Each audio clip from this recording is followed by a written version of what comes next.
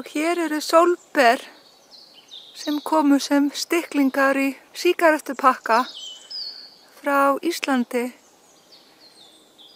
Og þau eru hreinlega þakin blómum.